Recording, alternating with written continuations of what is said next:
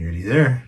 Believe it or not, in the science, the research says that although testosterone is only 90 years old as a term, the hormone that identifies with it has been a focus of scientific interest for almost 175 years and counting, because this video was recorded before you see it.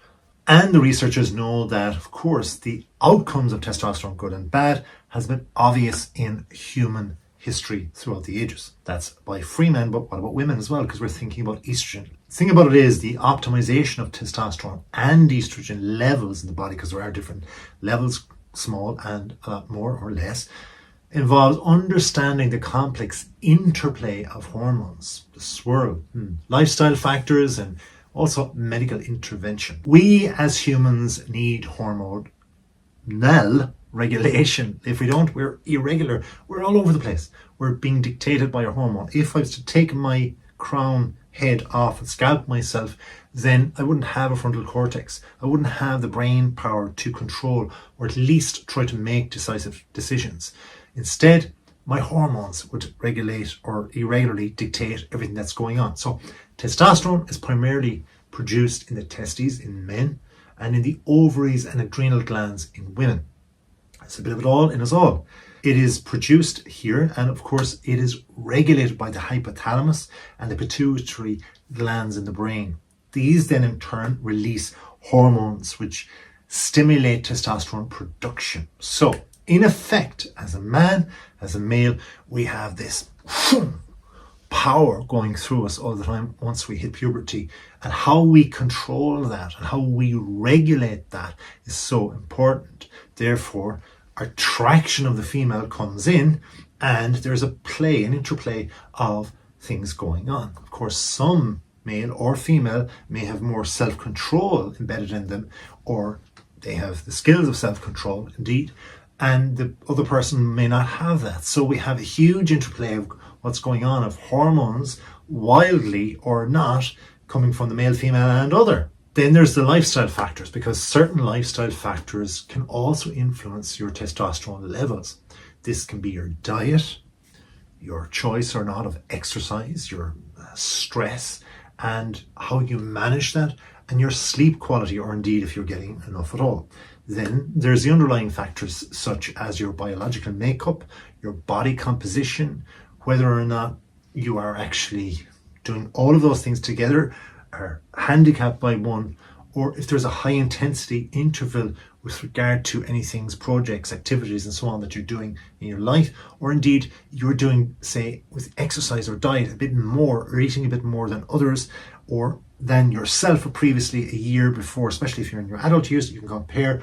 That's where lifestyle factors can be very much to the fore, but also you can dictate them and measure them. That's where experience comes in, where we can monitor our hormones. The thing about our hormones and the testosterone and the estrogen is that when we're very young, they can be very, very sharp and they can rush, whereas over time they will have their own little curvature, shall we say, dipping and peaks and troughs and so on.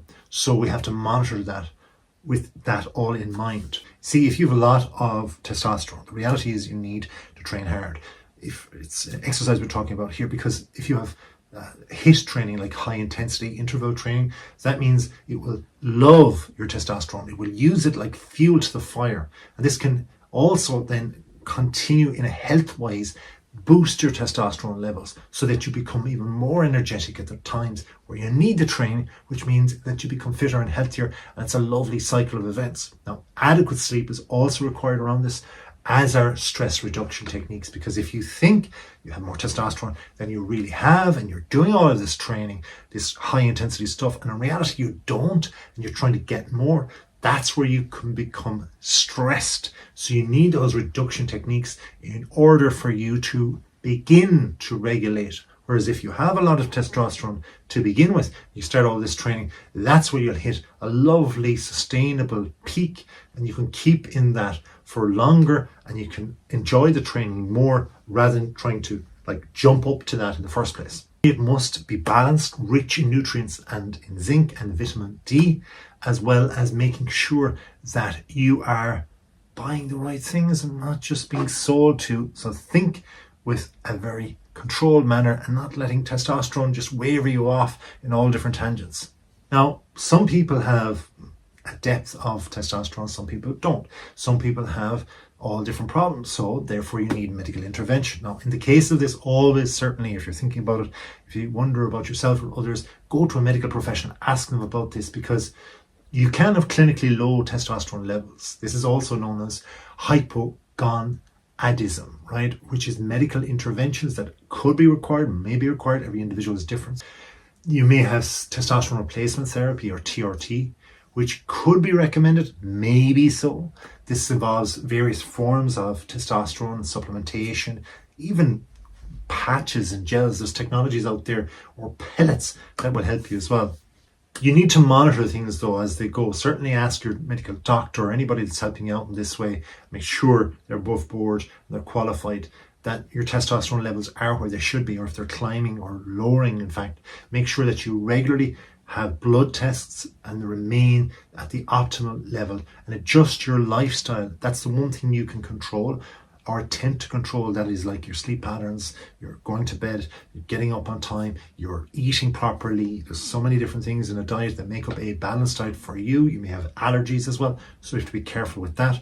And exercise, we mentioned higher intensity, maybe you need to lower the intensity as well. So be careful of all these different things, because these will alter your changes. So monitoring and adjustment is clinical. What about estrogen then? Well, hormone regulation through estrogen is primarily, as said, produced in the ovaries in the premenopausal women, and in small amounts in men as well. The thing about estrogen in females is that it fluctuates at different times of the month. Yes, that time of the month. So there's a peak during ovulation time. Estrogen, it plays a critical and crucial role in reproductive health, bone density, and cardiovascular functionality, as well as your cognitive function. Therefore, it is theoretically possible for a person to feel physically weaker and colder, to feel as if they are not energetic, and they're also mithered or mixed up because of the levels or the times of the month with regard to estrogen. A little bit later on then, as we go over the peak of adulthood, or more so towards it, menopause and hormone replacement therapy in women can be a thing. It's really important. Now, there can be surgical menopausal or removal of ovaries as well. Again, look into this with a qualified medical profession, someone who's certified and knows their business. There could be vaginal dryness, there could be estrogen levels decline. This can lead to symptoms as mood changes, or there's lots of things. Really and truly, making sure that you're aware of this going forward into life if you're a female is truly important. Now, certain lifestyle factors can influence estrogen levels in women. This can include, guess what? Diet, exercise, stress management, and of course your body weight. Somebody might feel that they're doing the right things with regard to their diet, their exercise, their body weight, but in fact they're different than another female that's the same age, that they went to school with, that they're best friends with. But if you go to a medical professional, they will give you a guide, or at least signpost you the people that will help you with the lifestyle factors too. Now, estrogen levels can be modulated by phytoestrogens. These are naturally occurring compounds found, believe it or not, in plants. Things like flax seeds and soybeans. You can look into these. These can give you an additional supplement as well, and even the likes of black cohosh and red clover are good things as well. Evening primrose oil, they're bouncing off my head. But looking into these, going to perhaps a herbalist, medical professional, and they will help you with how much. And remember though, these are only helping you. So you have to have that base of estrogen. You have to know your level. You have to know where you're going with it. You have to know your history. So it's really important to have like a case manager on this too. Knowing that you have your age taken into account, your reproduction rate, your medical history, and any personal circumstances. You might push things out that may not have affected you in the past and think they're just not big details to give to a professional. But all the details are so important for them to build up a case history. So when you go to consultation, take it seriously. Write down and take a week even to remember back any stressful life events. You mightn't have felt it at the time, but they may have actually interjected within your journey, and they may be influencing your estrogen and your hormones as well. Above all else, testosterone, estrogen, interrelated, interplay, making sure we're healthy is number one. I hope you've got something from this. If you have, please make sure that I am certainly very thankful towards you, and I hope you have a great time and day with it. And please, if you have time, keep watching more.